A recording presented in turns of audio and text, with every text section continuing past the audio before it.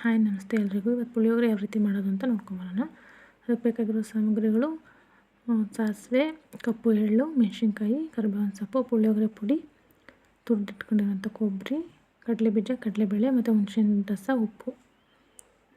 ಒಂದು ಪಾತ್ರೆ ಇಟ್ಟು ಅದ್ರ ಮೇಲೆ ಅದಕ್ಕೆ ಆಯಿಲ್ ಹಾಕ್ಬಿಟ್ಟು ಅದಕ್ಕೆ ಕಡಲೆಬೀಜ, ಕಡಲೆಬೇಳೆ ನಾವು ಇಟ್ಕೊಂಡಿರೋಂಥ ಕಡಲೆಬೀಜ, ಕಡಲೆಬೇಳೆನ ಹುರಿದು ಸೈಡ್ಗೆ ಇಟ್ಕೊಳ್ಳೋಣ. ಅದಾದಮೇಲೆ ಅದೇ ಎಣ್ಣೆಗೆ ಸಾಸಿವೆ ಮತ್ತು ಎಳ್ಳು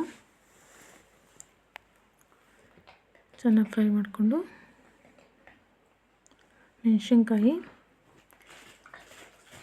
ಮತ್ತು ಕರಿಬೇವಿನ ಸೊಪ್ಪು ಹಾಕಿ ಚೆನ್ನಾಗಿ ಫ್ರೈ ಮಾಡ್ಕೊಳ್ಳೋಣ. ಕಡಲೆಬೀಜ, ಕಡಲೆಬೇಳೆ ಹಂಗೆ ಹಾಕಿದ್ರೆ ಮೆತ್ಕಾಗ್ಬಿಡ್ತವೆ, ಕ್ರಿಸ್ಪಿಯಾಗಿರೋದಿಲ್ಲ. ಅದಕ್ಕೆ ಸೈಡ್ ಇಟ್ಕೊಂಡಿದ್ದೆ.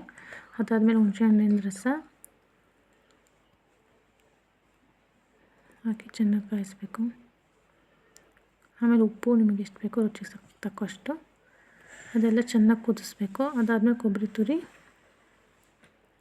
ಹಾಕಿ ಚೆನ್ನಾಗಿ ಬೇಯಲಿ ಅದು ಹುಣಸೆ ರಸ ಎಲ್ಲ.